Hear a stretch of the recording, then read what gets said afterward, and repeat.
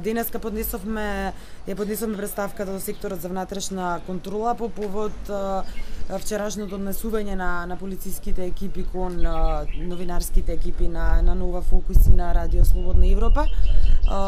кои што ни побара да ги избришеме материјалите, снимените материјали во текот на целиот ден.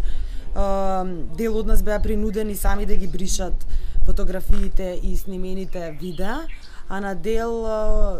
и беа одземени камерите, значи со тегнење, со влечење и самите полициски екипи ги бришаа снимените материјали. Сега тука се соочивме со многу навредливи зборови, со многу некоректен однос од страна на полицијата, со употреба на сила, што сметам дека е спротивно на секој нормален кодекс на однесување, да не зборувам за полициска етика и за однос кон новинарски екипи кои што се на тоа место си ја вршат својата работа. Се соочивме исто така со еден некоординиран однос на полициските екипи, со оглед на тоа што 2 минути пред да ни бидат запленети и избришани сликите и видеата, еден од